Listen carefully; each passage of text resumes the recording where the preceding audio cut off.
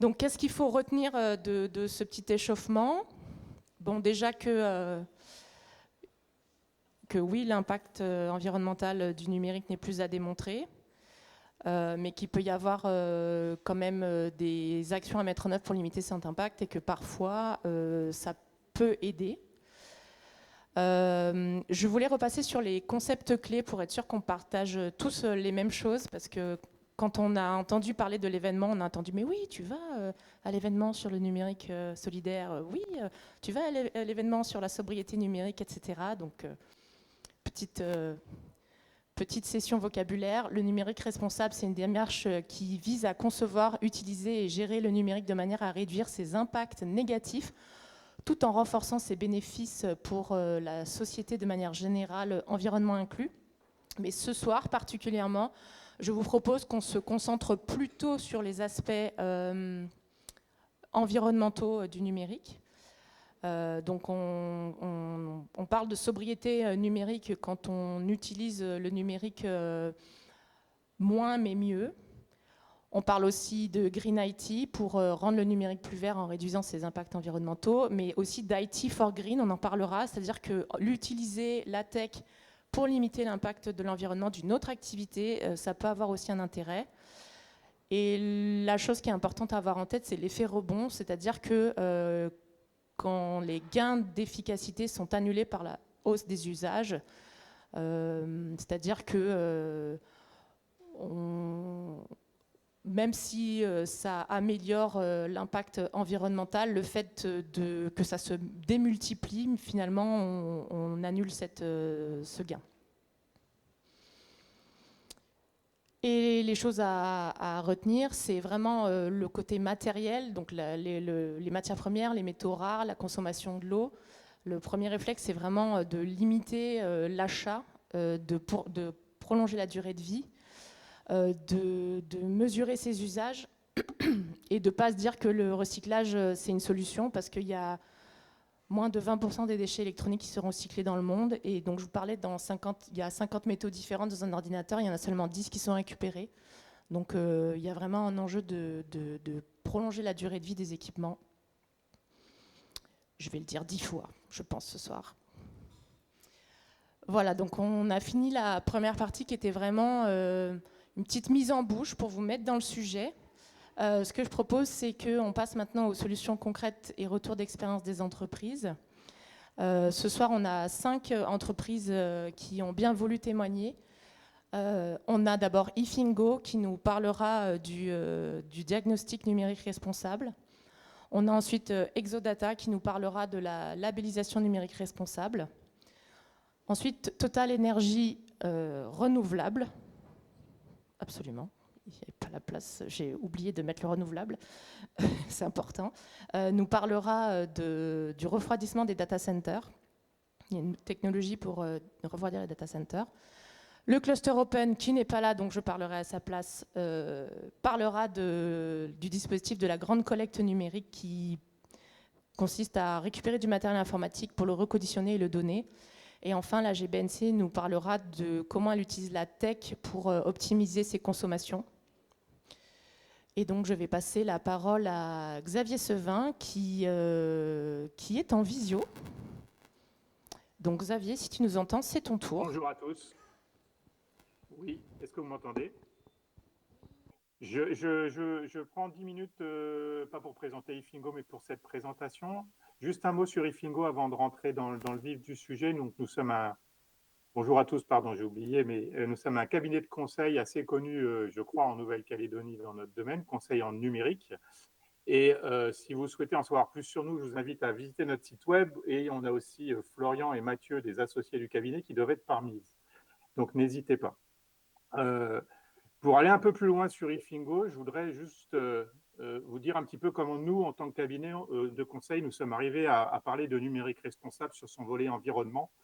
Et c'est en fait intimement lié avec notre volonté de nous développer en France métropolitaine, puisque notre choix pour le développement en France a été de cibler les clients collectivités, et on s'est confronté à deux, enfin on ne s'est pas confronté, on a constaté deux choses. La première chose, c'est que les collectivités en France, avait des obligations réglementaires, on en reparlera, mais aussi avait une vraie volonté d'aller vers du numérique responsable. Et pour cela, ils ne savaient pas trop comment s'y prendre. Et donc, finalement, ils ont cherché des conseils pour le faire. Et donc, nous, on a développé une offre de conseil autour de ça.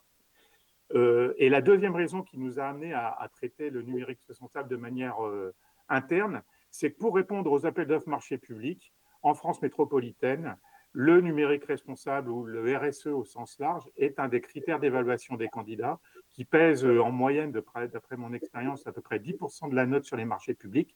Et donc, premier conseil, je dirais, aux sociétés calédoniennes qui souhaitent s'exporter, je dirais, en France métropolitaine, c'est que pour répondre au marché public, il va falloir se mettre au RSE et au numérique responsable en particulier. Donc, pour nous, ces deux raisons-là étaient largement suffisantes pour s'investir sur ce sujet.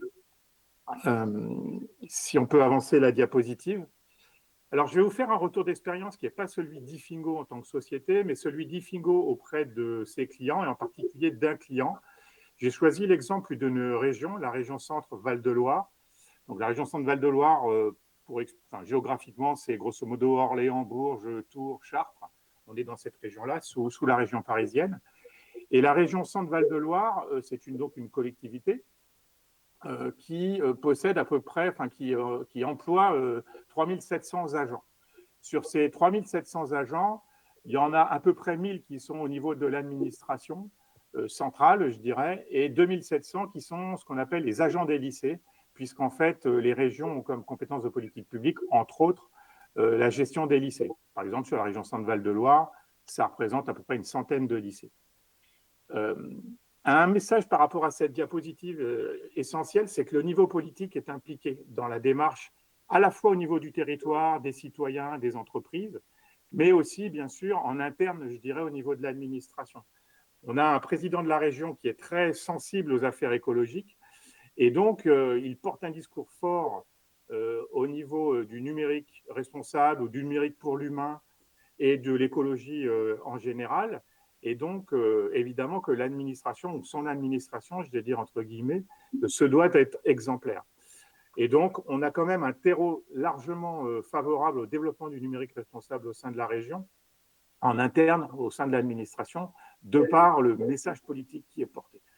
Donc, il y a un certain nombre d'actions qui sont engagées au niveau de la réduction de l'empreinte carbone, on y reviendra, du recyclage, du réemploi.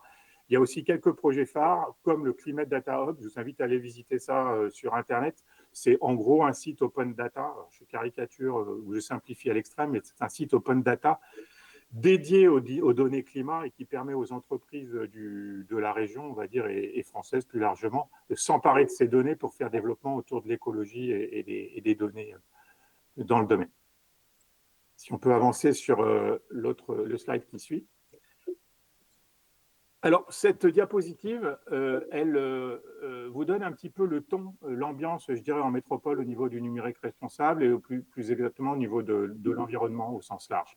Alors d'abord, les réglementations que vous voyez affichées à l'écran ne sont pas applicables en Nouvelle-Calédonie, donc pas de crainte là-dessus, entre guillemets. Cependant, vous voyez ici 3 lois ou 3 décrets qui ont un impact fort sur les collectivités et même sur les entreprises au sens large. La première loi, c'est la loi Elan, en fait, qui vise à réduire les consommations énergétiques des bâtiments tertiaires, avec un objectif affiché de moins 40% en 2030, moins 50% en 2040, etc. Donc, vous voyez, quand on parle de réduction de consommation énergétique, moins 40% en 2030, 2030 c'est demain, c'est quelque chose d'assez ambitieux.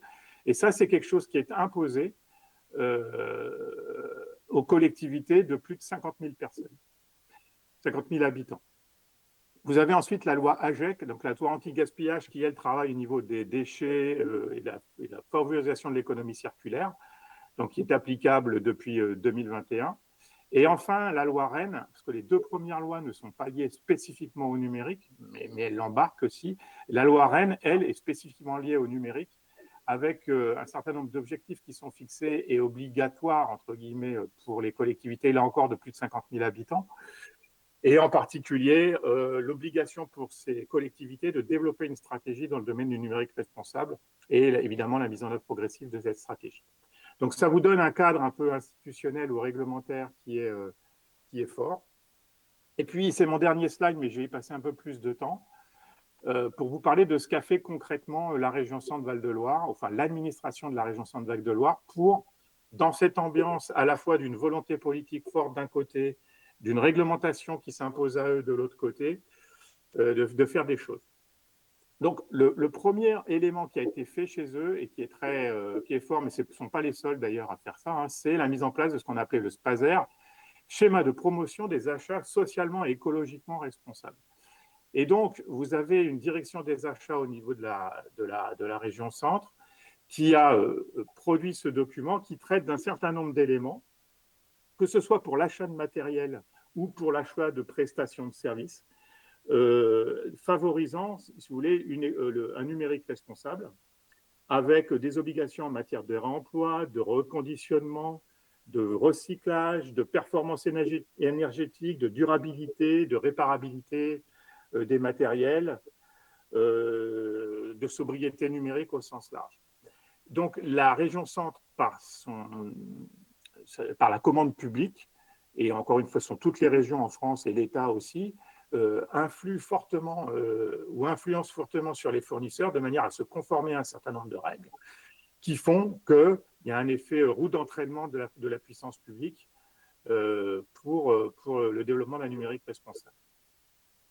On retrouve aussi, ça c'est le premier élément qui a été fait, c'est extrêmement puissant comme levier, hein, puisqu'en fait, Maëva l'a dit tout à l'heure, le matériel qui finalement consomme le moins, c'est celui qui n'est pas acheté ou qui est acheté le mieux possible. Dans le processus de numérique responsable, l'impact de l'achat en termes de numérique responsable est majeur, très dominant par rapport à tous les autres impacts. Le deuxième point qui a été mis en place au niveau de la région centre, ça a été l'allongement de la durée de vie des équipements. Alors, les PC, etc., les smartphones et autres, ça passe par un certain nombre d'actions à prendre en matière de garantie, de redéploiement des PC en interne. Par exemple, un PC très puissant qui était utilisé par un développeur informatique, plutôt que d'être mis à la poubelle ou au recyclage, va être réutilisé par quelqu'un qui a un autre métier qui nécessite moins de puissance, etc. Et donc, on est passé d'une durée de vie des équipements de 4 ans à 6 ans par une politique à la fois d'allongement des durées de garantie et de redéploiement interne. Troisième point qui a été mis en place, on est dans du classique sur tout ça, c'est le recyclage du matériel, soit par un labo interne de réparabilité, soit en travaillant avec des associations comme le fait la Nouvelle-Calédonie, on en parlera tout à l'heure, je crois, en parlant de la collecte du numérique.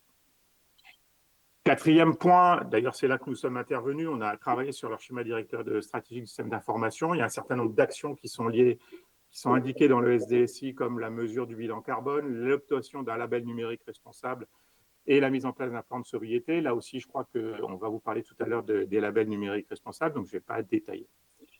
Jusqu'alors, dans les 4 premiers points que j'ai pu vous mentionner, on est dans quelque chose d'assez je dirais, standard et qui s'adresse directement au numérique responsable. On va dire qu'elle est dans le Green IT, si je reprends le vocabulaire utilisé par Maëva tout à l'heure.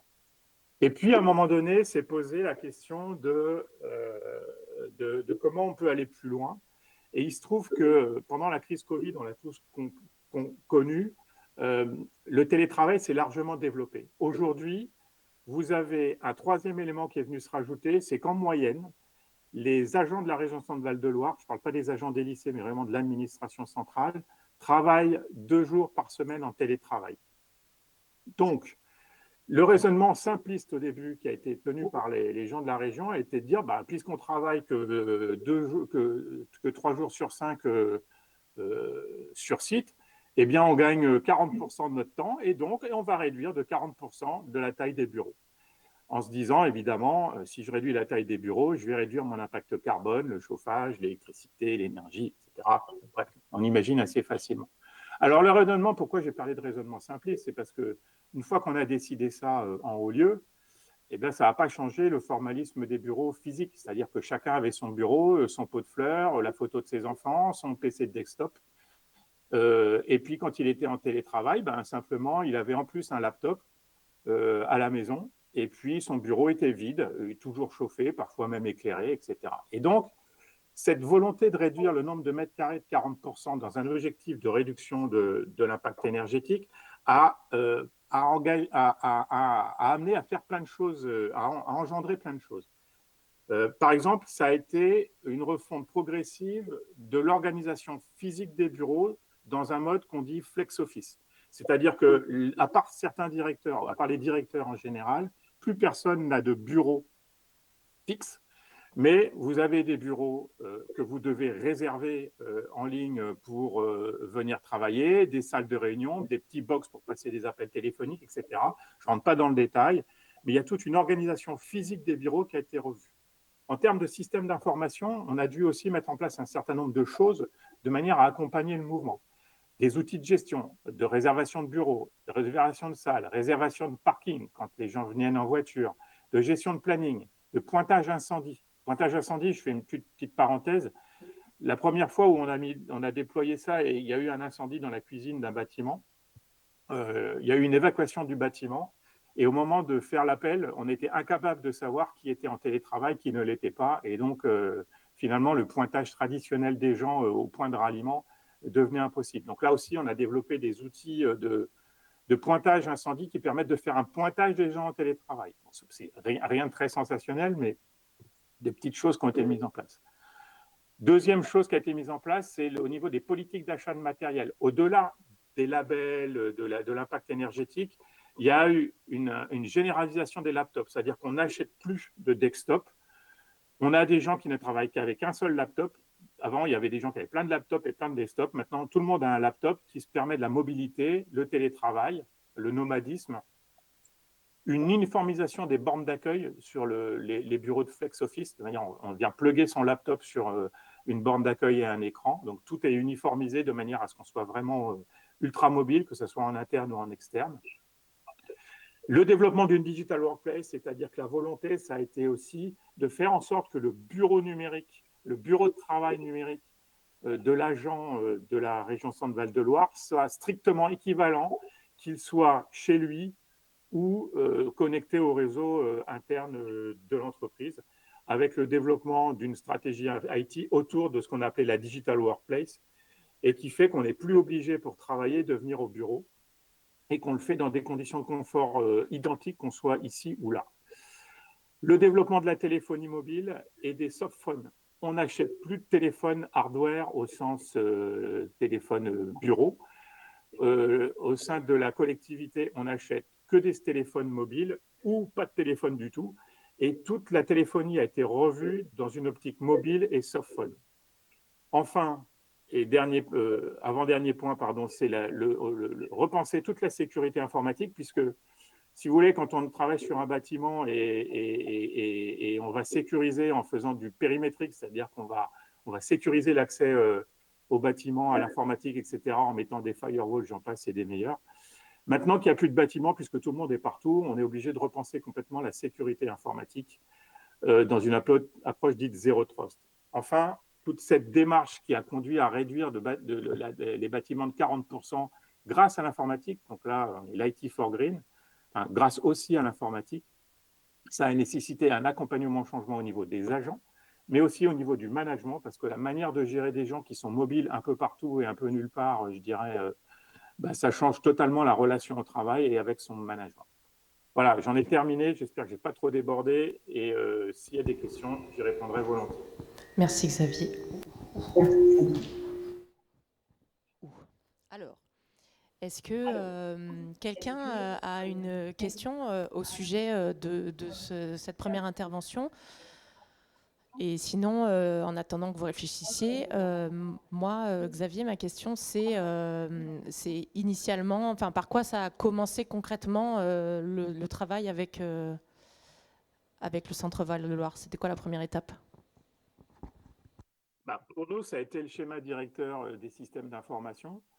On a travaillé là-dessus et actuellement, il est inenvisageable, d'ailleurs ça se fait plus, en tout cas je parle de la France métropolitaine, tout schéma directeur qui se respecte se doit de traiter du volet numérique responsable.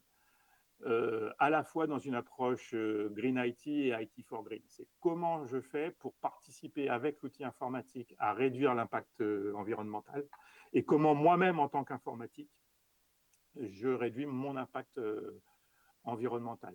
Ça a commencé comme ça, et puis ensuite, impulsion de la réglementation, impulsion politique, le constat du télétravail qui fait que on se dit c'est quand même idiot d'avoir des bureaux vides. Et à partir de là, tout se met en marche. Ça prend des marches de 2 ans et demi à peu près pour arriver à des résultats concrets avec le flex office, etc. Ok. Est-ce que quelqu'un a une question au sujet du diagnostic initial, de la démarche Sinon, on va remercier Xavier, puis on va passer la parole à Exodata. Pas de regret? Pas de regret. Merci Xavier. Merci.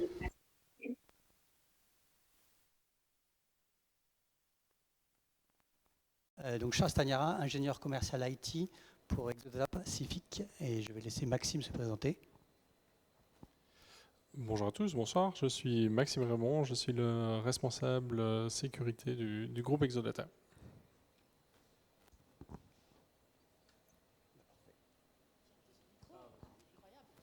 Merci.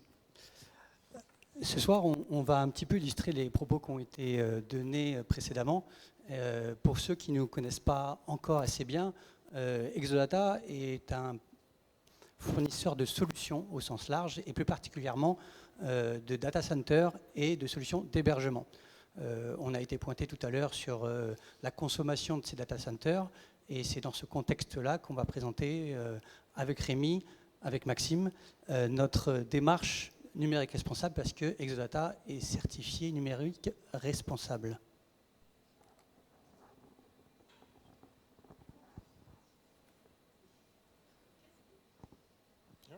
Donc effectivement, on s'est lancé dans une démarche en 2021 avec, on évoquait tout à l'heure l'ADEME, donc l'agence de la transition écologique. C'est une démarche qui a été initiée à La Réunion pour inscrire notre entreprise dans cette démarche de numérique responsable. Alors, notre métier premier chez Exodata, c'est de proposer des solutions d'hébergement aux entreprises, de leur permettre d'avoir des outils numériques, de leur permettre aussi de travailler depuis chez elles en télétravail, de permettre le partage. Et évidemment, les data centers, on le voit, on en parle souvent, ce sont des outils, des infrastructures qui consomment énormément. Ce dont on est convaincu, néanmoins, c'est que ces data centers, ils permettent de mutualiser des infrastructures et ils permettent aussi à des entreprises de remplacer les infrastructures qu'elles ont dans leurs différents sites. Chaque PME peut avoir 1, 2, 3, 4 serveurs en physique qui sont installés dans des salles avec chaque fois un onduleur, avec chaque fois une clim, avec chaque fois différents équipements. Et l'hébergement en cloud privé tel qu'on le propose permet une optimisation aussi de l'usage de ces ressources en mutualisant, en concentrant sur des très grosses infrastructures des centaines de clients qui individuellement auraient 2, 3, 4, 5 serveurs dans leur petite salle derrière le bureau, à l'accueil, au secrétariat, avec la climatisation qui parfois coule sur les serveurs.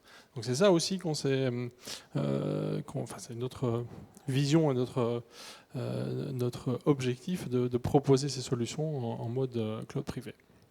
Alors, au travers de la démarche certification et numérisation avec l'Institut du numérique responsable, on a lancé un plan en 5 axes. D'abord avec un audit de nos pratiques qui a été effectué, et puis on s'est fait labelliser.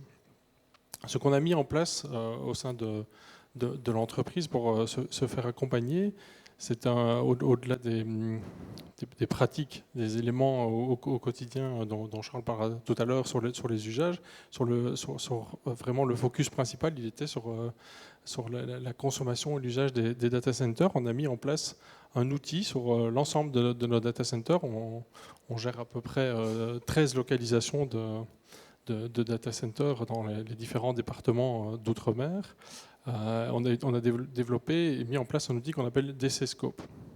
Et cet outil Il nous permet d'avoir une mesure précise, fiable, de la consommation, je dirais jour après jour, mois après mois, d'avoir dans les graphiques de la consommation en kilowattheure des data centers, des différentes machines virtuelles, qu'on appelle VM pour virtual machine dans le jargon informatique, et qui nous permet une optimisation des ressources.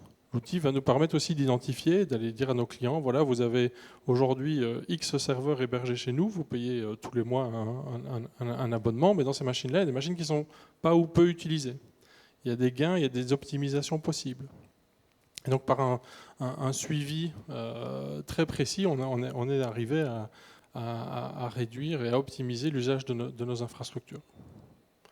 En amont du fonctionnement et de la mise en place de ces outils, il y a également toute une politique d'achat qui a été revue, où dans toutes les infrastructures qu'on achète, on a fait le choix de partir sur du matériel reconditionné, parce qu'aujourd'hui, il y a des sociétés qui se sont spécialisées sur le sujet. On travaille avec principalement un fournisseur qui est basé à Amsterdam, qui nous fournit, avec lequel on a des engagements de qualité, et on a un cahier des charges par rapport au matériel qu'on achète, et on a du matériel reconditionné, donc qui a une seconde vie, où les composants critiques sont remplacés, renouvelés, et qui permet aussi de réduire l'empreinte carbone. Comme on l'a vu tout à l'heure, on sait que c'est à la fabrication que l'impact écologique est le plus élevé. Et donc on a fait le choix de partir sur ce type de technologie-là. En interne aussi pour nos collaborateurs, on a allongé les cycles de vie des machines, des ordinateurs portables, comme l'interlocuteur précédent le disait, en allongeant les durées de garantie et en allongeant le cycle de renouvellement de ces machines.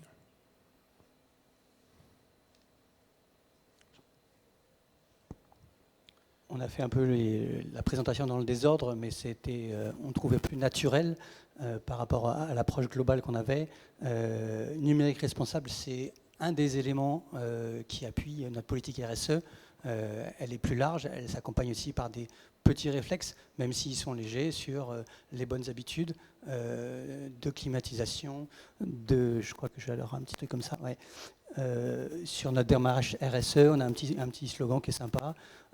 Sur le chemin de la RSE, on a dit tu peux déjà éteindre les lumières, les clims et les ventilos. Voilà. Donc effectivement, il y a quelque chose qui est à grande échelle sur une démarche numérique responsable sur les data centers, mais au niveau des collaborateurs, il y a un effet collectif qui est important de souligner et que chacun veille à faire au quotidien chez Exodata. On ne va pas vous embêter plus longtemps, sauf si Maxime, tu voulais rajouter éventuellement quelque chose. Peut-être c'est des questions sur les usages, les pratiques en place.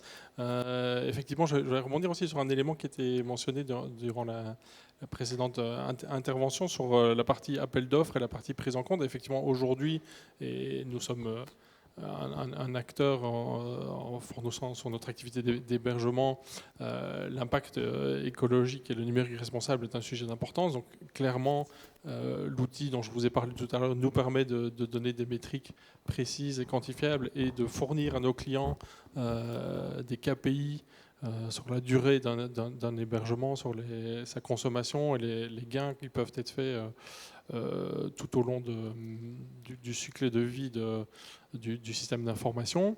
Il y a également un autre sujet. Moi, je porte la casquette sécurité au sein du groupe. Vous connaissez peut-être la norme ISO 27001, qui est une norme ISO, mais vraiment avec un focus sur la sécurité des systèmes d'information. Ces normes ont également été revues, comme la plupart des normes ISO, fait que maintenant l'obligation aussi de prendre en compte l'impact environnemental dans les analyses de risque et dans la mise en place du système de management de la sécurité. Donc, au-delà de cette démarche de numérique responsable, aussi au sein de nos certifications, de nos démarches sécurité, le risque écologique et la consommation, quelque chose qui est pris en compte. Nous sommes tous des ultramarins, et donc je pense que nous sommes aussi un peu plus sensibilisés peut-être que les gens en métropole sur ces territoires-là, parce que nous sommes sur des territoires qui sont fragiles, qui sont exposés peut-être plus que les autres aux risques environnementaux, et nous mesurons au quotidien le fait que nos ressources sont limitées. Donc c'est ça aussi qui nous anime dans le choix et des technos qu'on met en place. Merci Maxime et Charles. On va passer aux questions parce qu'il y en a déjà une ici. Oui, bonsoir. Je voudrais juste intervenir. Donc, merci pour vos paroles sur la mutualisation, les gains, etc. D'un point de vue opérationnel, vos clients, comment se situe la frontière de responsabilité sur l'infrastructure ? Est-ce qu'ils disposent d'outils de supervision ? Est-ce que vous assurez une certaine... vous avez des astreintes ?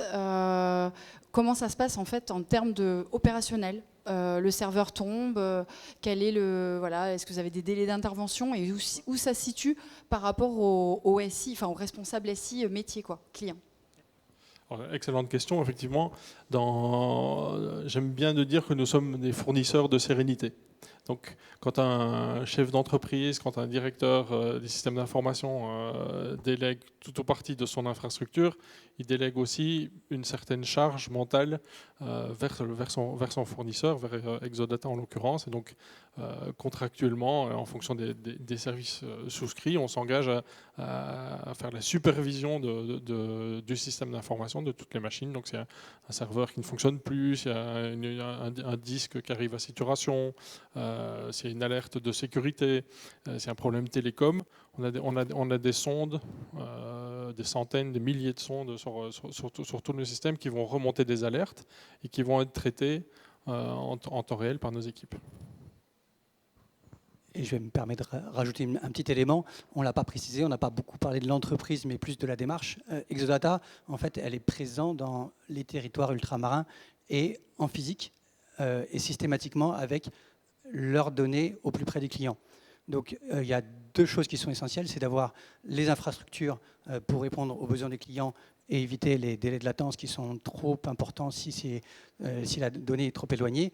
Et le deuxième pilier essentiel, c'est systématiquement appuyé par des équipes techniques de proximité avec des compétences immédiates et disponibles. Donc c'est ces deux éléments-là, un monitoring H24, 7 sur 7, follow the sun, avec des équipes qui sont pas en astreinte et obligées de se réveiller pour pouvoir corriger un incident, mais avec des équipes à La Réunion, à Mayotte ou autres, aux Antilles plus largement, en métropole, et qui permettent du coup de pouvoir répondre à un incident, à un problème, avec un relais technique, humain, de proximité. Est-ce qu'il y a une autre question ?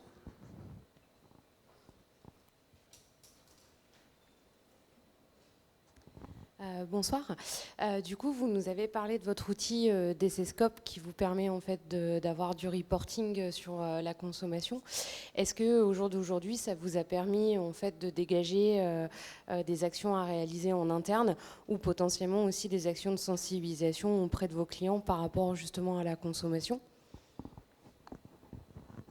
Effectivement, donc l'outil va mesurer les usages sur une certaine période de temps et va proposer des scénarios d'optimisation, avoir une meilleure gestion de la capacité. Donc le capacity management, c'est la gestion de la capacité tant au niveau de la puissance de calcul, mais également du stockage. Donc avoir une meilleure gestion de cette capacité permet aussi peut-être de renouveler du matériel moins vite, de mieux utiliser les ressources et donc derrière de réduire la consommation. Ça, c'est pour nous en interne. Et côté client aussi, il y a la visibilité qu'on peut donner quand on fait un comité de pilotage, par exemple avec un client, où on va passer ces ressources en diagonale, en disant voilà toutes les ressources que vous avez chez nous, et on va pouvoir lui donner des indications sur le taux d'utilisation de ces ressources. Et parfois, il y a des machines qui peuvent être surdimensionnées. En client, vous pourriez réduire. C'est des ressources virtuelles, mais à un moment donné, ça permet au client, de réduire sa facture, mais aussi de réduire son empreinte et son usage sur notre environnement. Merci. Concrètement, si quelqu'un dans cette salle a une entreprise et veut se lancer sur le label numérique responsable, c'est quoi la première chose qu'il devrait faire selon vous? Alors déjà, effectivement, faire un peu un premier bilan de ces usages, peut-être se rapprocher aussi des structures, notamment l'ADEME qui était évoquée tout à l'heure, qui accompagne les entreprises à s'inscrire dans cette démarche.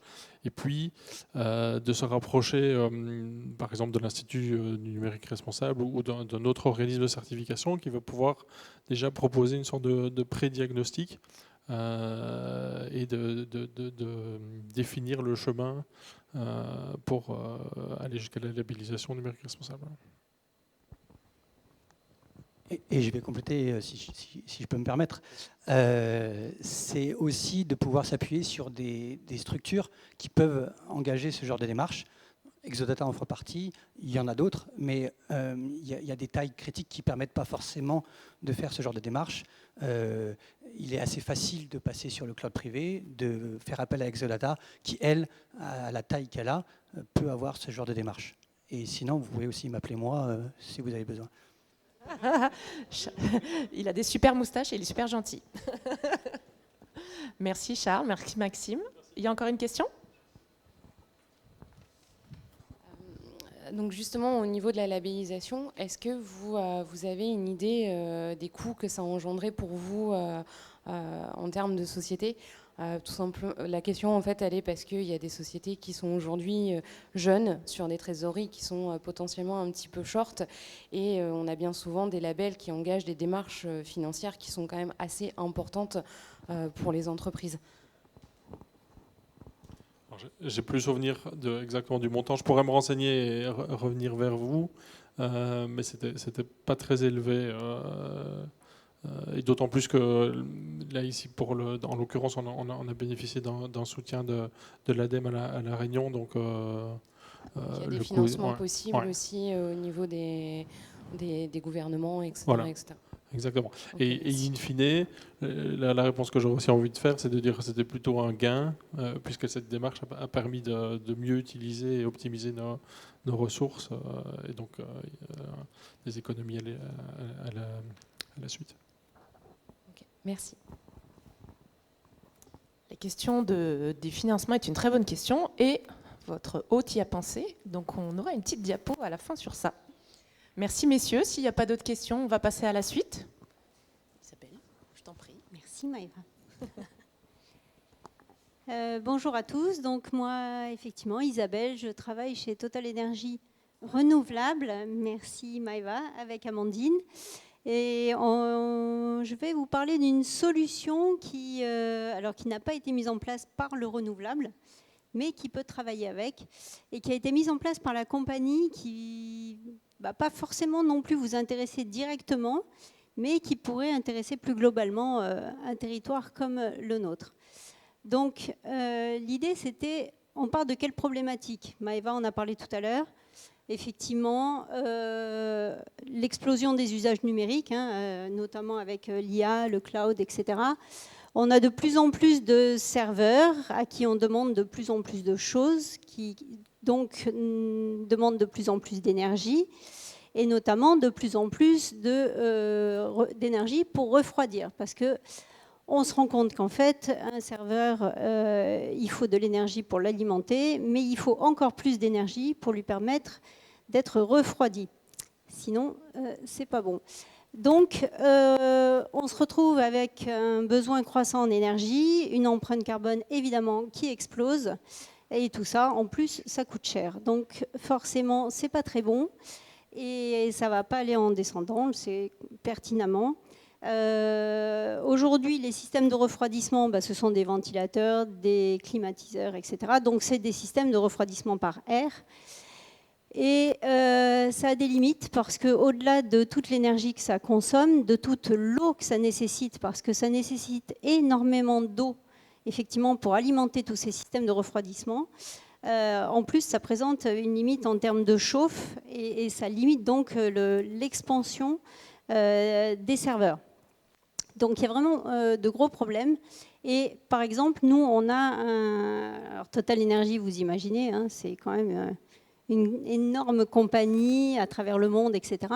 Et donc, il y a des supercalculateurs, donc des énormes data centers avec des énormes machines qui font tout un tas de calculs, de simulations, d'hypothèses, y compris dans le renouvelable. Ça, évidemment, ça consomme une énergie folle. Et donc, on s'est penché sur... Enfin, pas nous, hein, mais là-bas, les gens qui savent, les sachants, ils se sont penchés sur le problème et ils ont fait des recherches sur tout ce qui est refroidissement par immersion. Parce qu'on sait que ça réduit énormément la consommation, on va en reparler, et que les échanges thermiques sont nettement plus, hein, on le voit, 2000 fois plus efficaces. Et donc, il y a eu un partenariat qui a été fait avec... donc nous, c'est la branche raffinage chimie, située en Normandie, qui a mis au point, en partenariat avec une autre société, une solution qui permet de faire ça. Et ça, c'est la vraie image du truc. Voilà, ça. Vous voyez, en fait, c'est des serveurs qui sont dans du fluide. C'est assez étonnant, d'ailleurs. Voilà, donc ils ont inventé la solution d'essai cooling BioLife. Alors, c'est quoi? C'est ce qu'ils appellent... Hein, tu peux mettre la vidéo, comme ça déjà ça va expliquer aux gens, c'est bien.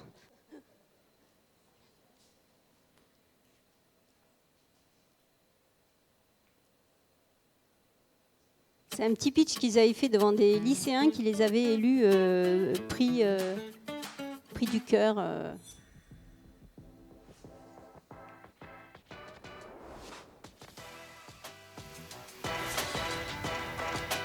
Eh ben, le projet consiste à réduire l'empreinte CO2 de nos activités numériques. Aujourd'hui, vous avez tous un téléphone portable. Le téléphone portable, il ne se passe pas grand-chose en fait dessus. Aujourd'hui, tout se fait dans ce qu'on appelle des data centers. Un data center, c'est un endroit où stocker d'énormes ordinateurs qui consomment énormément d'énergie. Et chez Total Energy, on va essayer de faire en sorte de pouvoir réduire cette empreinte énergétique.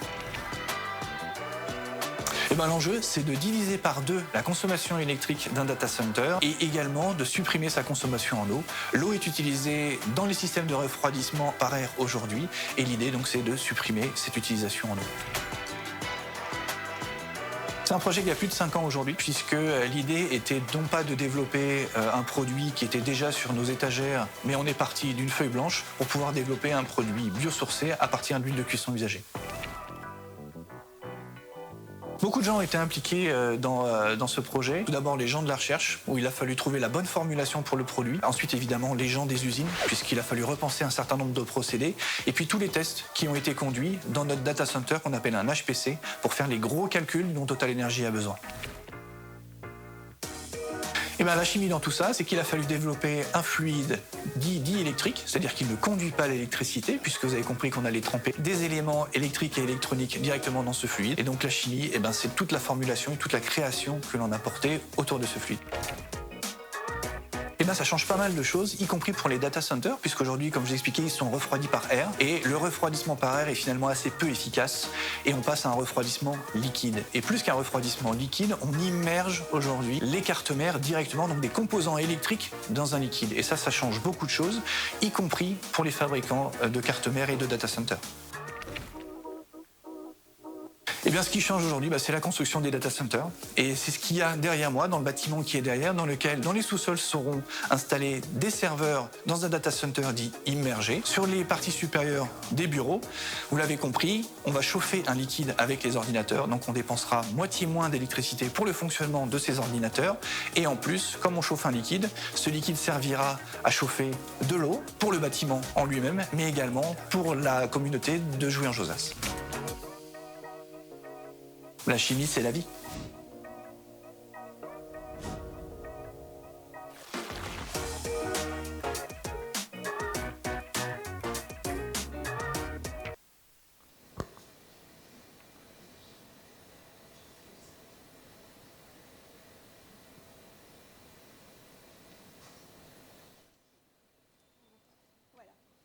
Merci. Donc voilà, vous voyez la vidéo, j'ai trouvé que c'était pas mal, ça résume assez bien comment ça fonctionne. Donc un fluide qui n'est évidemment pas conducteur, sinon ça serait quand même compliqué, d'une extrême pureté, qui est complètement biosourcée. Ça répond à des normes très poussées de traçabilité de tous les matériaux qui sont mis dedans, de tous les composants, de respect de l'environnement, etc. etc. Haute performance thermique, ça, vous allez le voir dans les conséquences, ça permet notamment de préserver tous les éléments informatiques. Voilà, qui résistent à l'oxydation, etc. On voit en plus, vous voyez, tout ce qui est la résistance à la chauffe, etc. Donc c'est vraiment un fluide qui est assez intéressant, qui commence à être pas mal utilisé. Et on voit donc la réduction de la consommation électrique, ça a été divisé par 2. Donc forcément, réduction des émissions carbone. Sur les sites pilotes sur lesquels ça a déjà été utilisé, il y a plus d'1 tonne de CO2 qui a été économisée sur chaque site. Ça simplifie les installations aussi. Alors ça, c'est tout bête, mais c'est un peu comme le coût du télétravail. Ça fait une réduction des espaces de travail et de la superficie de bureau nécessaire. Ben oui, parce qu'en fait, comme on n'a plus besoin de climatisation, de ventilateurs, etc., en fait, on optimise l'espace. Et en plus, les serveurs, ils sont plus à l'horizontale, ils sont en vertical dans ces bains de fluide. Et du coup, ça simplifie beaucoup l'architecture des data centers et ça permet d'optimiser davantage l'espace. Parce qu'on se rend compte qu'aujourd'hui, les data centers, c'est des bâtiments entiers monstrueux avec tout un tas de serveurs à l'intérieur et tout un tas de climatiseurs. Forcément, quand il n'y a plus ça, c'est beaucoup mieux. Il n'y a plus du tout d'eau qui est consommée.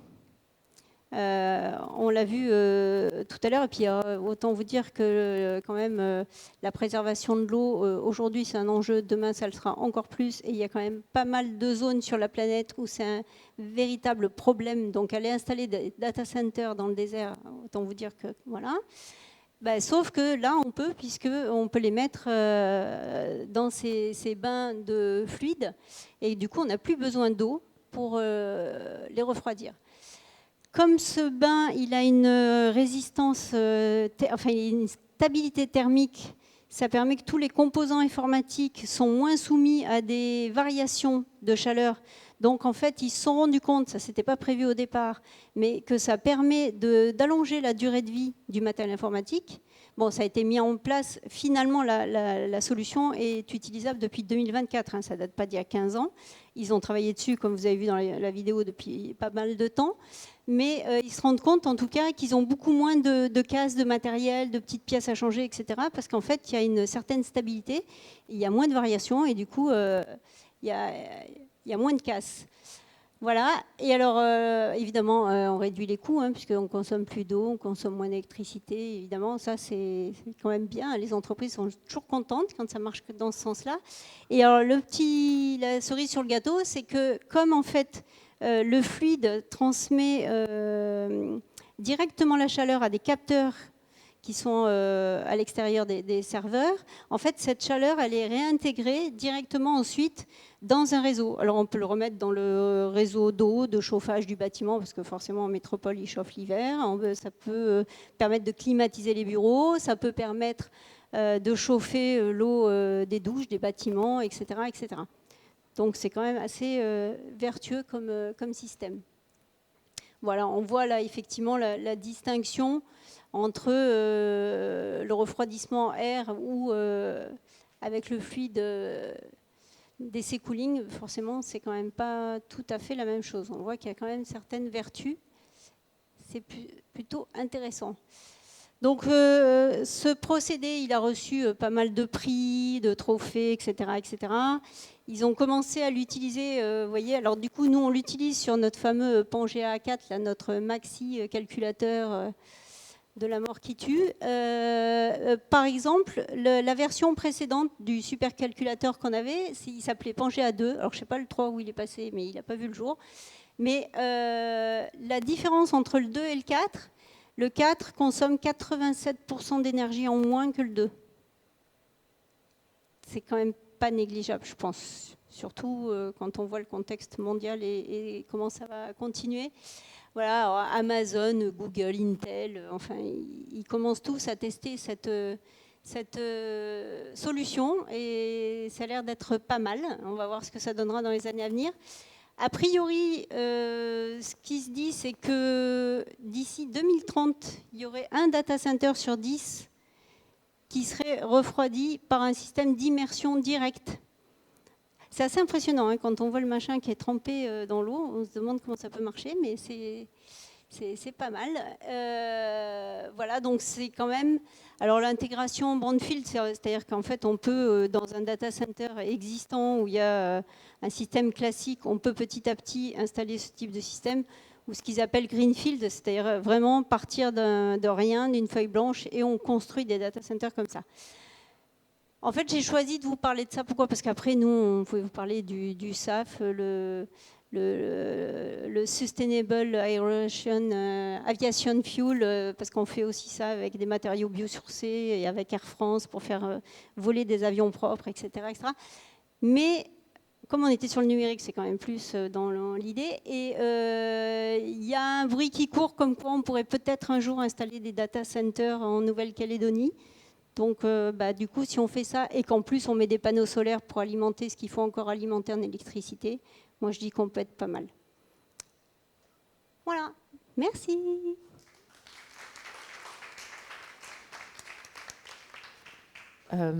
Alors évidemment, Isabelle n'est pas du tout experte techniquement sur le sujet. D'accord.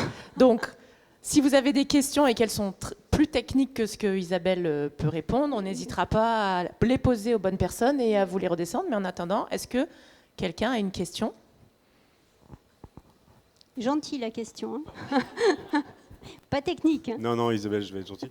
Donc, déjà, je vais quand même préciser quelque chose, que tu as terminé ton intervention en disant que peut-être qu'un jour, il y aura des data centers en Nouvelle-Calédonie. Alors, heureusement, il y en a déjà. Oui. Je dis ça quand même pour ceux qui en sont les possesseurs et les utilisateurs et les opérateurs.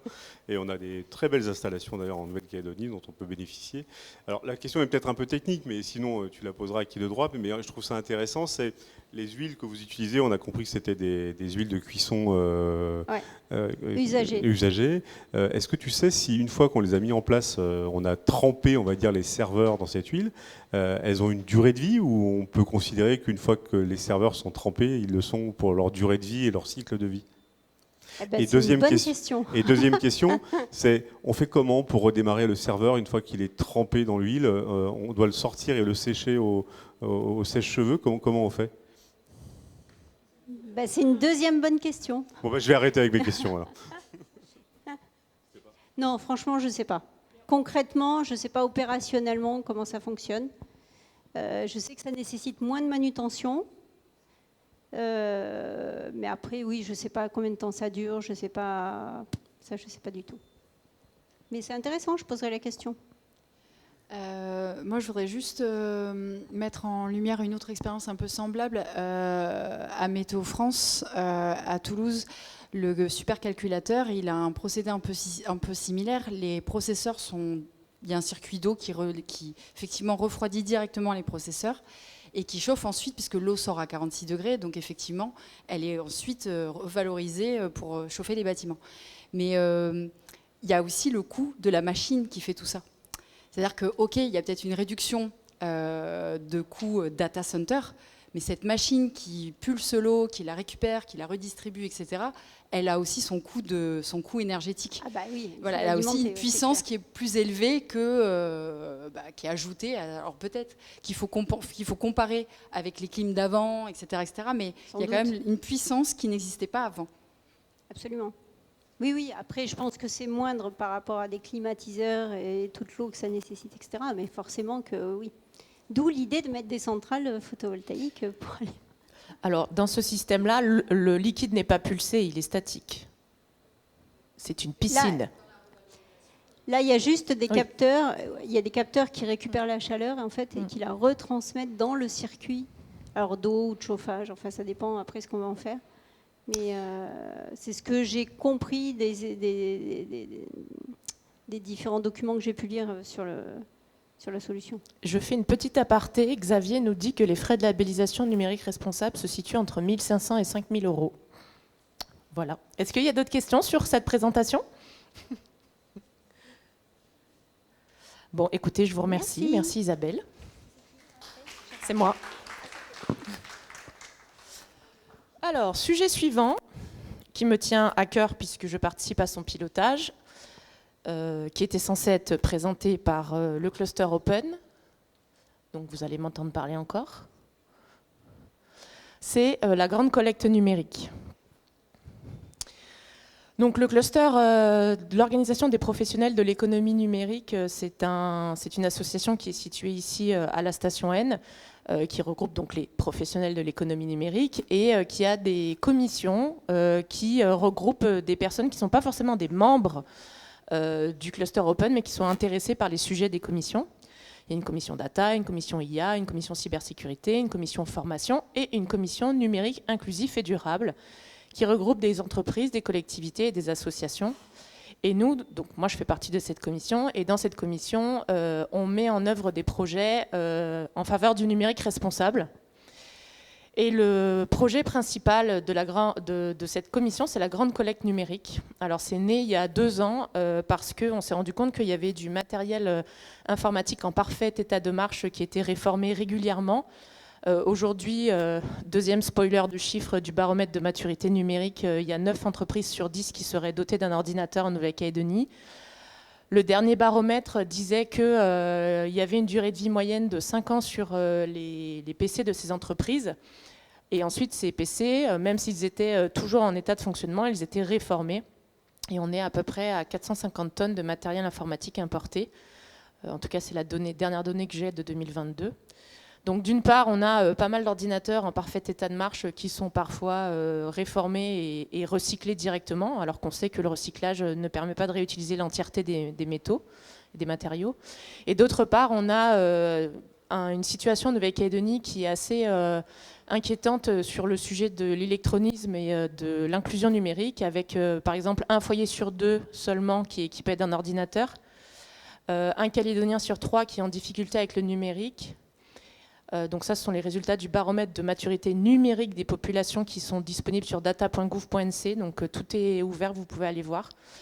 Et on a plus de 13 000 associations qui œuvrent en Nouvelle-Calédonie auprès de toutes ces personnes qui sont en difficulté, dont en difficulté avec le numérique. Et donc on s'est dit, tiens, d'un côté on a du matériel, de l'autre côté on a des besoins, et si on essaie de faire quelque chose. Donc l'objectif de cette collecte, c'est de soutenir ces structures qui agissent grâce à des dispositifs d'inclusion numérique auprès des personnes en difficulté.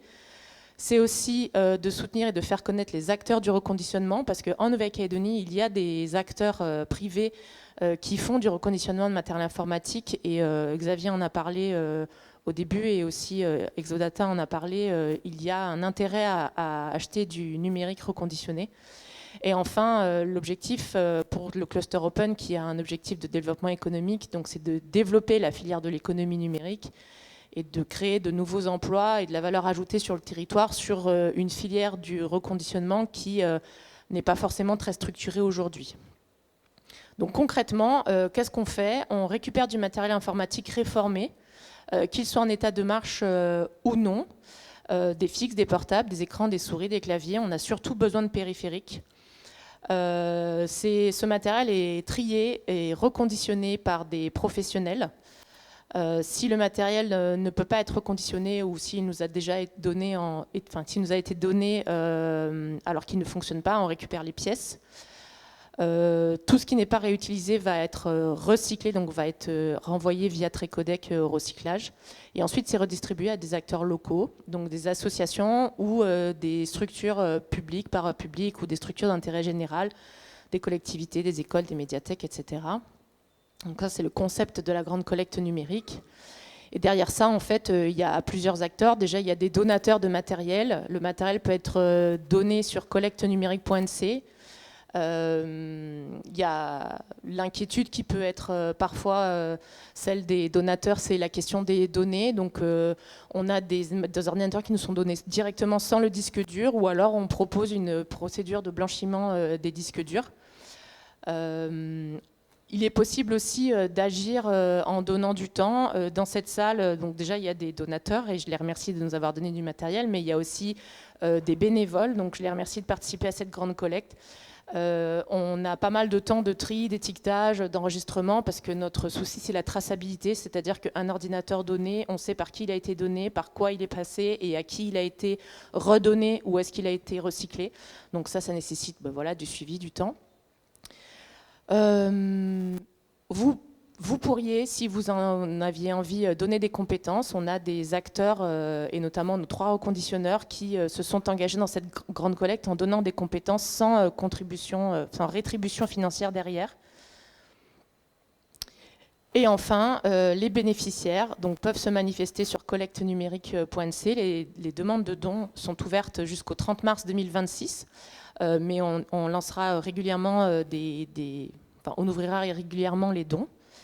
Et enfin, la dernière chose à faire, c'est de donner de la visibilité à cette grande collecte, de relayer sur les réseaux. Et donc, ça fait partie des actions que je mets en œuvre de communiquer sur cette grande collecte.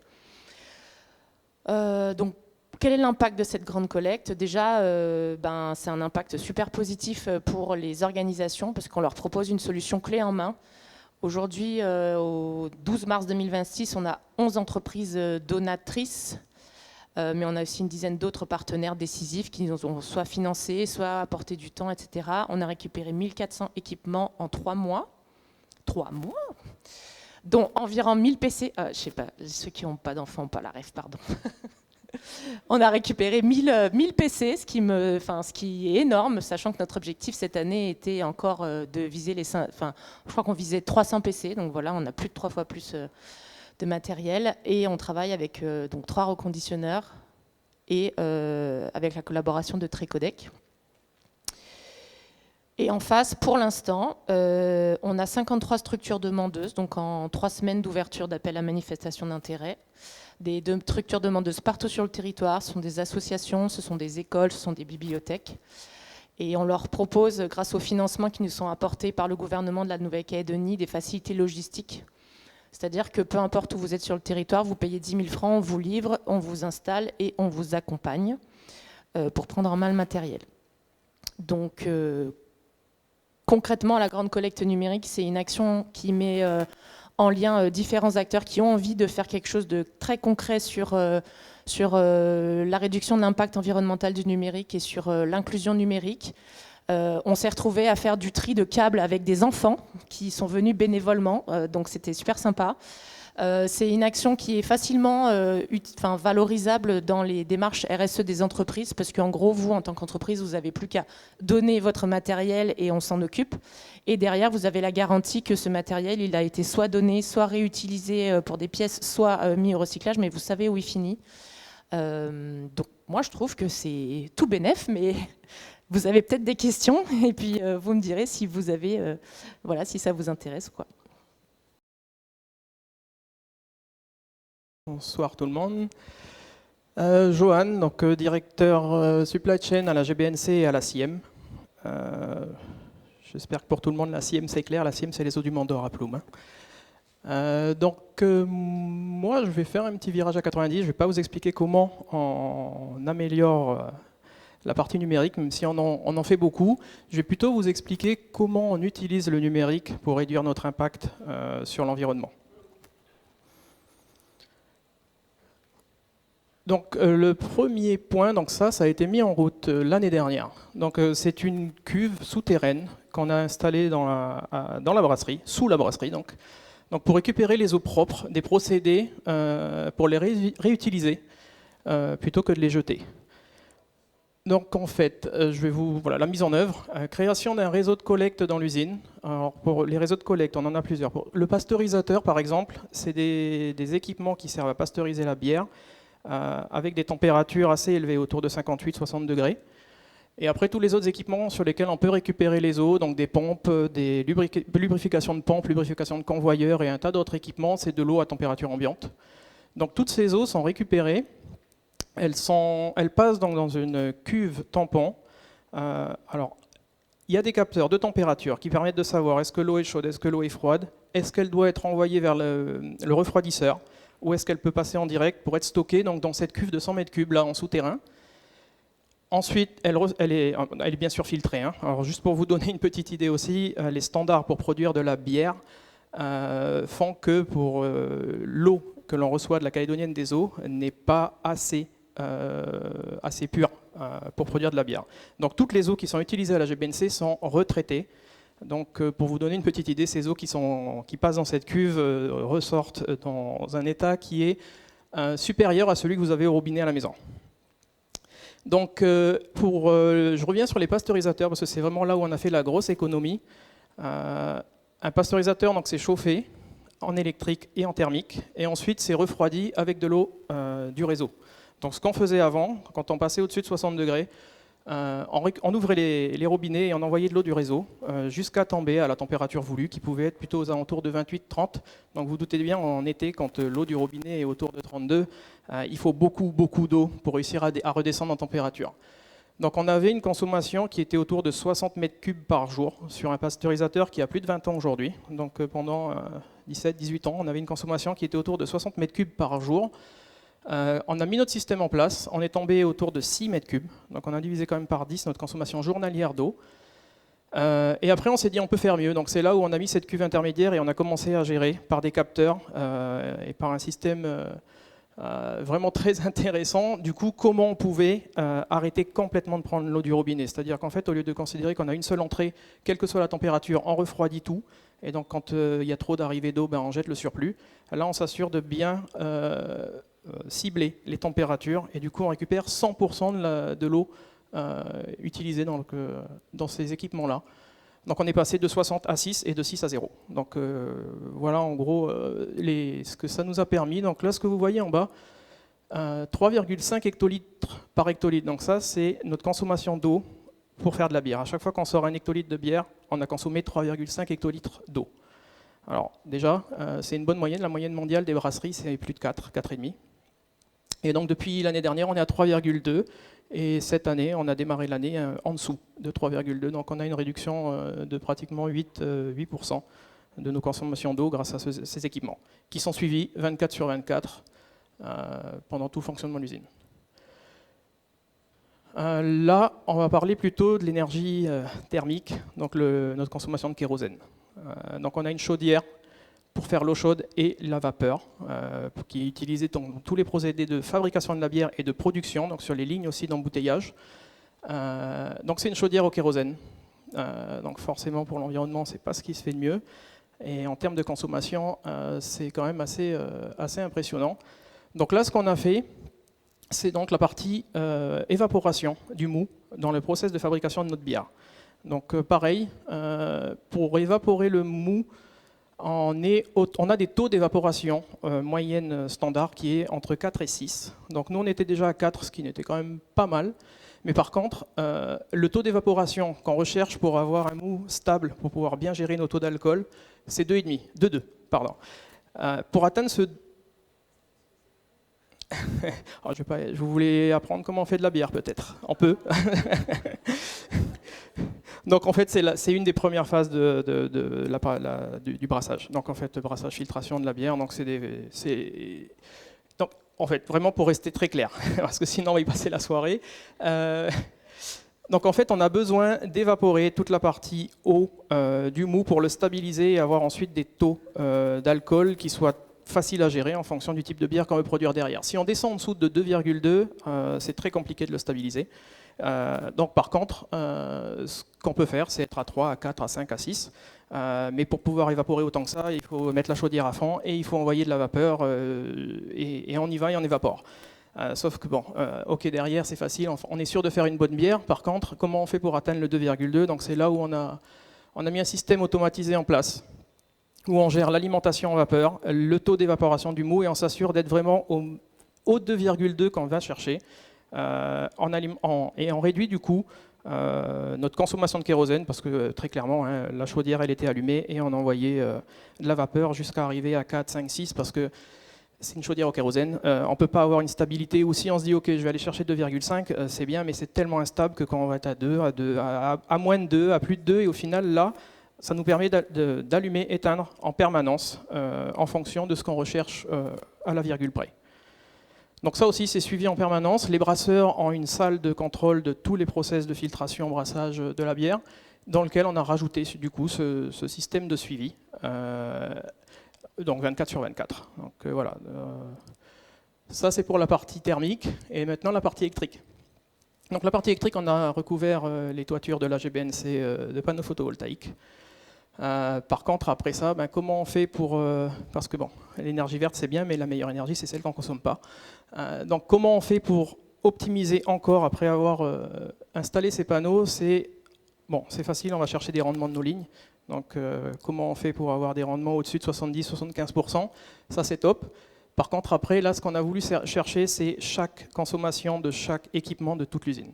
Donc là, on a installé des capteurs partout, sur tous les équipements. On a pu cibler les gros consommateurs. Donc vous doutez bien que quand on a découvert, on s'est dit, merde, celui-là, on n'y avait pas pensé. Donc on a pu commencer à bosser sérieusement sur les bonnes machines, sans y aller juste au feeling, vraiment avec du chiffre. Et aller chercher du coup la réduction de nos consommations, les réglages de nos machines, l'optimisation et aussi les heures d'utilisation. Parce que pour faire de la bière ou pour faire des boissons type soda, il faut aussi nettoyer les lignes, il faut les CIP, donc de l'eau chaude, de la vapeur.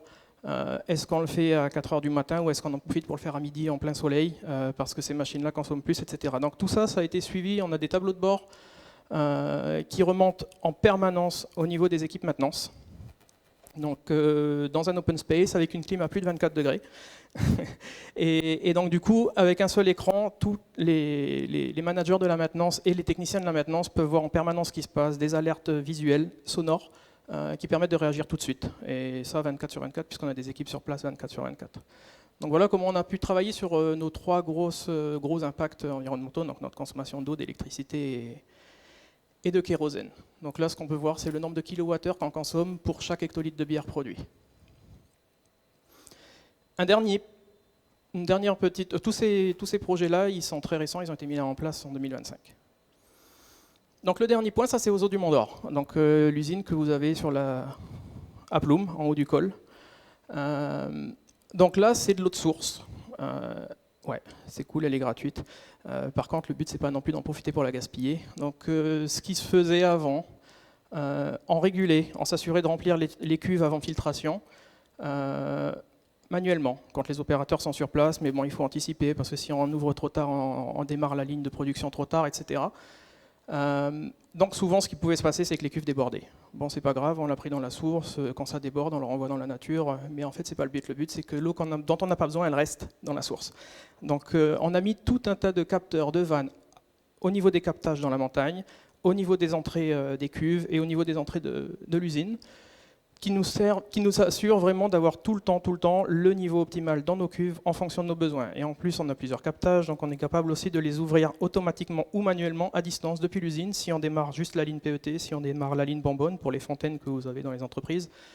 Donc c'est vraiment soit automatique, soit manuel en fonction de nos besoins. Et on s'assure d'avoir toujours la bonne quantité d'eau, et ce qu'on n'a pas besoin, ça reste dans la nature.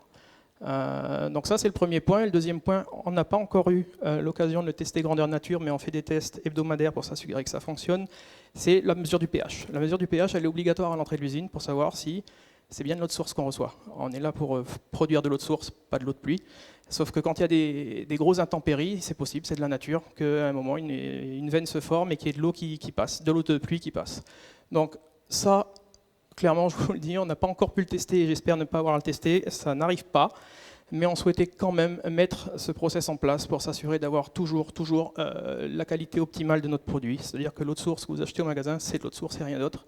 Donc le pH, quand il dépasse de 0,1, enfin il se déplace de 0,1 en plus ou en moins, les vannes se ferment automatiquement. Donc on fait des tests pour s'assurer toutes les semaines avant de démarrer que ces vannes-là fonctionnent bien, que si le pH bouge, ça se ferme bien. Et pour l'instant, on n'a fait que les tests et normalement, on ne devrait pas le voir s'activer de lui-même en cas d'orage. Donc voilà, et là par contre, ce qu'on a pu gagner, c'est quand même assez énorme. On a réduit de 20% notre consommation d'eau. Donc il y a 20% de ce qu'on utilisait avant qui reste aujourd'hui dans la source. Et on est descendu à 1,75 hectolitres d'eau consommée pour chaque hectolitre d'eau produit à la SIEM. Donc voilà, tout ça, bon, moi, c'est hyper intéressant pour les équipes, tout le monde adore. Après, moi, si je pouvais vous Vous donner un petit point d'attention là-dessus, c'est qu'on a quand même un automaticien à plein temps, un ingénieur automaticien à plein temps qui gère la GBNC et la CIEM, qui a une vision sur tout ce qui se passe à Ploum depuis son bureau de la GBNC, qui est capable de sauter dans une voiture pour se déplacer à Ploum en cas de besoin, et en une demi-heure il est là-bas. Donc c'est quand même, il faut être conscient, voilà, du matériel comme ça c'est cool, mais ça demande des compétences assez importantes. Mais voilà, pour vous donner une idée, il y a 8 ans de ça, nous n'avions pas d'automaticien à la GBNC. Donc aujourd'hui, il est là, il est à plein temps. Et ça, c'était juste indispensable pour que tout ça puisse fonctionner. Voilà. Merci, bravo. Est-ce que quelqu'un a des questions sur ça? Ouais, je reviens sur le premier axe d'économie d'eau. Là, vous disiez que vous étiez passé de 60 mètres cubes d'eau à 0, et ça représente que 8% de réduction par hectolitre. 60 mètres cubes d'eau à 0 sur les pasteurisateurs. Ok. Voilà. Mais comme vous pouvez voir, ce qu'on a gagné par contre à l'échelle de l'usine, c'est 4800 mètres cubes d'eau depuis voilà, une dizaine de mois. Parce qu'en fait, toute l'usine utilise de l'eau. Donc le pasteurisateur, c'était le plus gros consommateur, une seule machine, 60 mètres cubes, mais par contre, on a de l'eau qui est utilisée partout, dans tous les process, depuis le début de la fabrication de la bière jusqu'à la pasteurisation, même un peu plus loin, le nettoyage final des bouteilles ou des boîtes avant mise en palette. Et du coup, le plus gros consommateur d'eau, ça représente 8% de la consommation d'eau de la boîte. 8%, c'est ce qu'on a économisé, c'est les 4800 mètres cubes, c'est ce qu'on a économisé sur la totalité de notre consommation. C'est donc le pasteurisateur, mais tous les autres. Comme je vous ai dit, on a la pasteurisation, la lubrification des pompes, les eaux de rinçage, tout est récupéré. Tout est récupéré et réutilisé. Mais lui, à lui tout seul, il représentait à peu près 5%. La partie pasteurisation. C'est vraiment... en fait, comme je vous disais, c'est lié aussi à nos températures en Nouvelle-Calédonie. En été, quand vous avez besoin de redescendre de la température, l'eau, avec de l'eau du robinet, c'est très compliqué, il en faut beaucoup. Merci. Est-ce que quelqu'un a une autre question? Bonsoir. Bonsoir. Moi, je suis hollandaise, donc Heineken, ça me va au cœur. Je voulais savoir par rapport à le groupe Heineken, je veux dire, je m'imagine qu'il impose quand même des certaines KPIs. Ouais. Vous en êtes où par rapport à ça comparé aux autres pour la Nouvelle-Calédonie? Alors, comme je vous disais, la moyenne mondiale des brasseries, c'est environ 4 à 4,5. Donc déjà, on est bien placé. Par contre, si on se compare aux brasseries de la région Asie-Pacifique, déjà, la moyenne, elle est autour de 2,8. Donc nous, on a l'ambition d'être au moins au même niveau que nos collègues des autres brasseries de la région. Et déjà, pour vous donner une petite idée, il y a 5 ans de ça, on était à 4,4.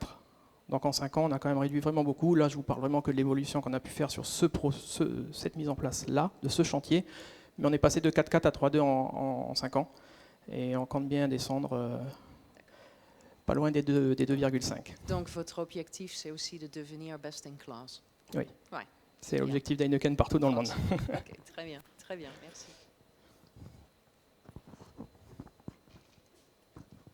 Moi, je voudrais revenir sur le déclenchement. Qu'est-ce qui a été déclencheur pour adopter, la prise de conscience, comment elle s'est passée, et puis surtout les coûts associés, parce que là, les résultats sont là, mais ça a eu un coût, cette opération, un recrutement, etc.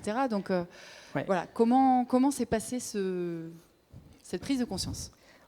Madame l'a dit juste avant, c'est les objectifs mondiaux. En fait, Heineken a pour objectif d'arriver à 0 émission carbone en 2030. Donc on doit être à 0 émission carbone en 2030. Donc forcément, la chaudière au kérosène, elle aura disparu d'ici là. C'est déjà dans les plans qu'on a lancés pour être sûr de le faire à temps. Mais en attendant, on ne va pas se dire, quand on aura enlevé la chaudière, on aura réduit, on sera passé à 0 sur le kéro, donc on n'a plus qu'à attendre. En attendant, on continue quand même. Parce que ce qu'on peut faire aussi, c'est de l'isolation, c'est un tas de choses qui serviront aussi, parce que quand on passera sur une chaudière verte, l'idée, ça sera quand même de consommer le moins possible. Donc oui, c'est vraiment les ambitions d'Heineken. Et pour parler de la partie financière, elle ne fait pas partie des analyses, parce que par exemple, ce projet-là, on a un retour sur investissement qui est entre 10 et 12 ans, parce que l'eau en Nouvelle-Calédonie n'est pas chère. Un projet comme celui-là, ça coûtait presque 20 millions. Donc c'est purement l'objectif, l'impact environnemental qu'on peut avoir en Nouvelle-Calédonie, et rien d'autre qui a motivé ce projet. Et le financement était uniquement Heineken. interne ou aidé? Heineken. Ouais. Ouais, Heineken investit beaucoup en Nouvelle-Calédonie justement pour atteindre les objectifs. Ouais. Merci. D'autres questions?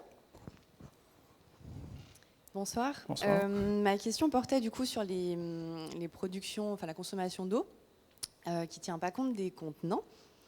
Est-ce qu'il y a déjà eu une réflexion par rapport à la mise en place de consignes et quels sont les freins et voilà. Tu veux venir? La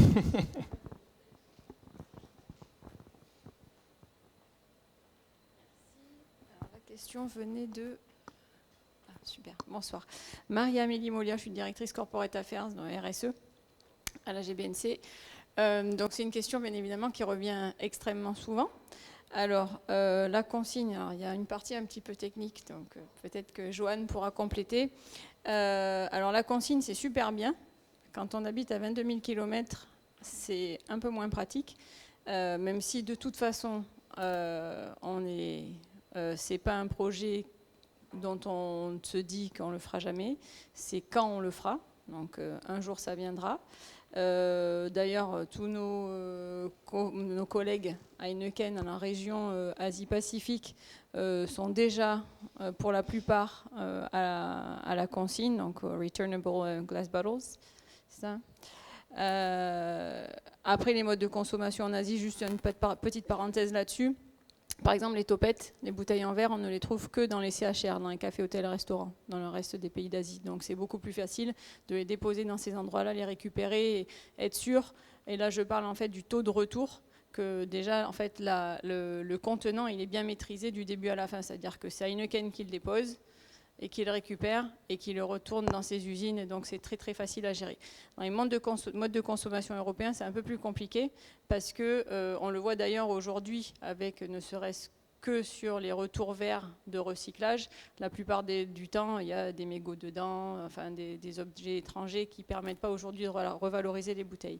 Mais sur la partie returnable, consigne, la difficulté aujourd'hui qu'on observe dans les marchés qui sont en train de le mettre en place, c'est que le retour des bouteilles, en fait, on a à peu près, et je suis large quand je le dis, à peu près moitié des bouteilles qui sont retournées, qui sont réutilisées vraiment, parce que sinon, il y a des choses qu'elles sont bien évidemment nettoyées, mais on ne peut pas tout nettoyer non plus.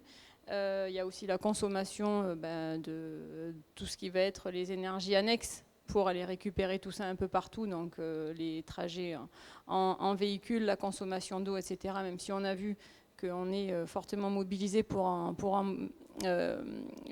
diminuer au maximum l'impact. Voilà, donc comme je l'ai dit, c'est pas non, on n'ira jamais, parce que bien évidemment c'est le centre de l'histoire. Et puis voilà, et puis on est fortement engagé dans la démarche RSE en général, et donc on aimerait nous aussi beaucoup le mettre en place, mais ça peut pas se mettre en place n'importe comment, parce que ce qui implique 50% de revalorisation, de réutilisation, ça implique aussi que les 50 autres % ne sont pas réutilisés, donc il faut continuer à importer et importer encore. Donc voilà, donc il faut quand même faire les choses bien, c'est l'objectif. Voilà. Mais ouais, c'est une question qu'on a souvent. Voilà, et, donc, et après aussi, si effectivement on applique cette consigne à l'industrie de transformation locale, il faut qu'elle s'applique à tout le monde. Voilà. Mais donc merci pour la question. Merci. Et ouais, juste pour compléter, les bouteilles verres, c'est moins de 10% de ce qui sort, par exemple, d'une usine comme la nôtre. Et après sur la PET, où là, oui, on a effectivement des gros volumes, aussi bien au Mandor qu'à la GBNC. Là, il y a des gros sujets en cours, pas forcément sur la PET, la réutilisation. c'est la bouteille en plastique. Oui, c'est le plastique, pardon. Là-dessus, on n'a pas de projet de réutilisation, mais par contre des projets sur la partie recyclage, recyclé, parce que c'est important aussi de prendre des sources recyclées. Donc tout ça, oui, on y travaille, comme le film, par exemple, des packs, les packs de 6, de 12, là, que ce soit du Pepsi ou autre. C'est de la matière recyclée déjà. Donc on y va quand même, à hauteur de ce qu'on peut faire dans le pays, mais oui, on y va. Oui, juste une subtilité qui n'en est pas une. On parlait de financement tout à l'heure. Excusez-moi, je me suis rassise un petit peu vite. La ligne de production qui aujourd'hui remplit les bouteilles en verre n'est pas du tout la même que la ligne de production qui pourrait remplir les bouteilles en verre consignées. Donc l'investissement est significatif. Voilà. Donc le jour où on se lance, il faudra qu'on soit vraiment prêt.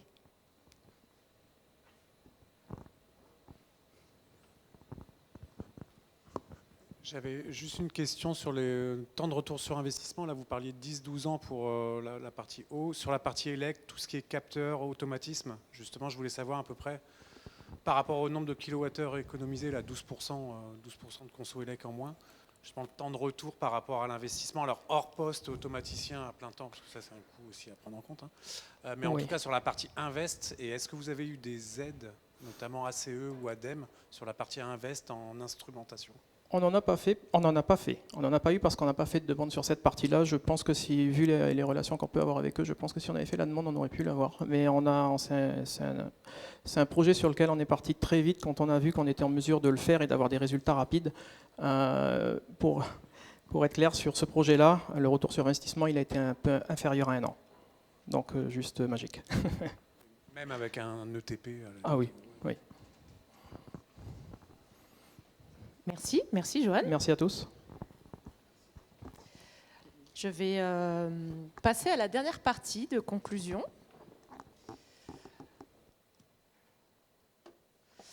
Mais avant ça, ce qu'on peut retenir, c'est par rapport à ces témoignages, c'est déjà l'importance de mesurer pour ne pas s'éparpiller. Dans les deux premières interventions, il y avait un diagnostic initial, donc ce diagnostic déjà évite de s'éparpiller, évite aussi le greenwashing, parce que c'est le risque quand on communique sur le numérique responsable, c'est de communiquer sur les mauvais messages, et ça permet de cibler les actions qui ont un fort retour sur investissement.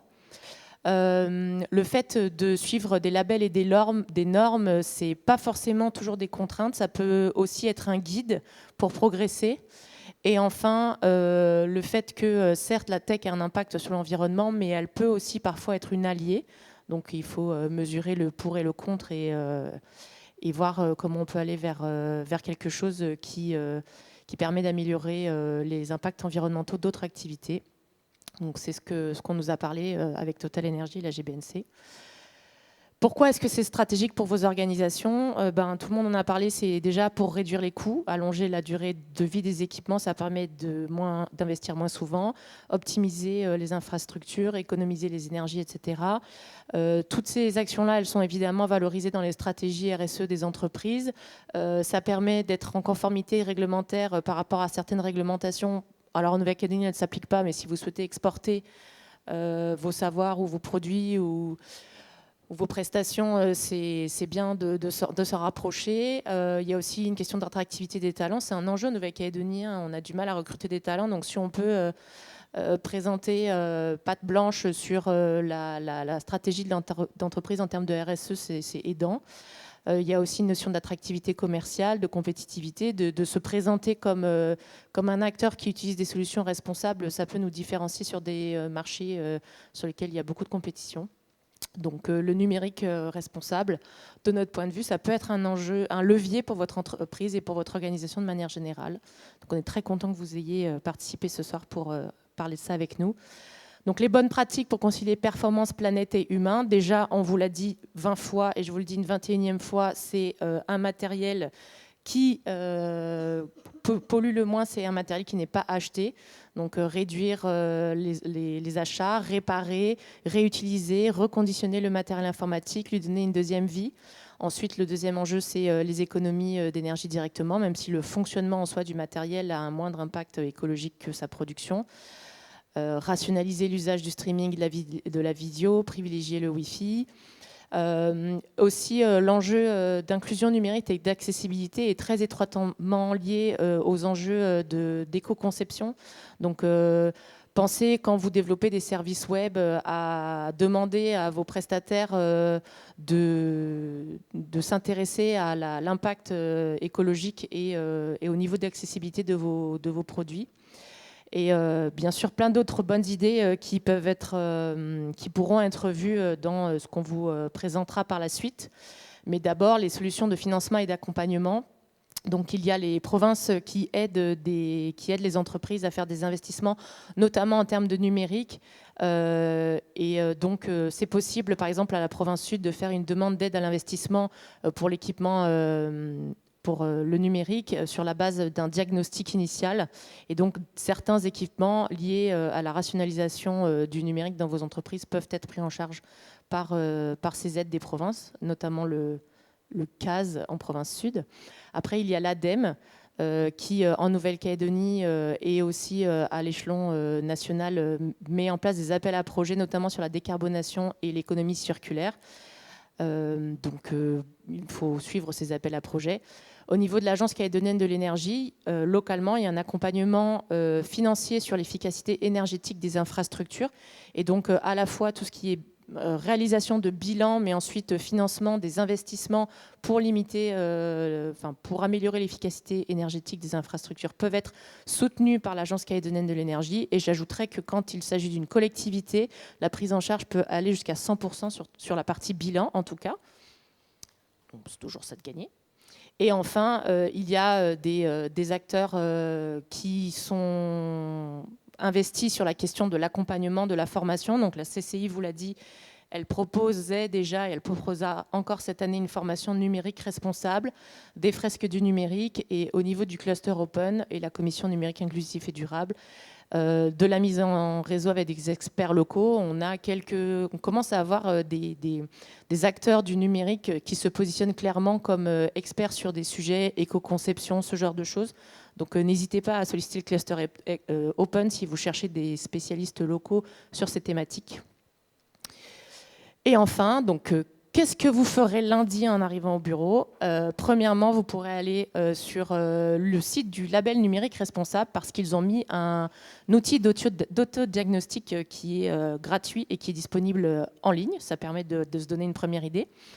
Vous pourrez vous inscrire auprès de la station N pour participer à un atelier de prédiagnostic qui va être organisé avec Ifingo prochainement. Donc si ça vous intéresse de réaliser ce prédiagnostic dans un groupe de travail en étant guidé et tout cela bien sûr gratuitement, vous serez les bienvenus. Vous pouvez aussi aller sur collectenumérique.nc après avoir identifié vos stocks dormants pour les donner à la grande collecte. Vous pourriez aussi vouloir, dans le cadre d'une activité de cohésion d'équipe ou ce genre de choses, organiser une fresque du numérique dans votre organisation, auquel cas on pourrait vous donner le contact des animateurs qui sont agréés pour le faire. Et enfin, il y a le Digital Cleanup Day du 16 au 21 mars 2026. Donc vous pourriez vous dire que vous bloquez une date dans votre organisation pour un nettoyage collectif des données, mais surtout pour identifier le matériel qui pourrait être récupéré et réutilisé. C'est la fin. Le meilleur moment pour agir, c'était il y a 10 ans. Le deuxième meilleur moment, c'est maintenant. Donc nous, ce qu'on vous invite à faire, c'est de passer à l'action. Si vous voulez recevoir les informations sur les différents ateliers, acteurs, etc., dont je viens juste de parler, vous pouvez scanner ce super QR code Tirex et on vous enverra les dates et vous pourrez vous inscrire à ce qui vous intéresse. Et je vous remercie d'être venu. J'espère que vous avez passé un bon moment et maintenant, on pourra continuer de discuter de tout ça avec nos chers amis de HandyJob. Voilà.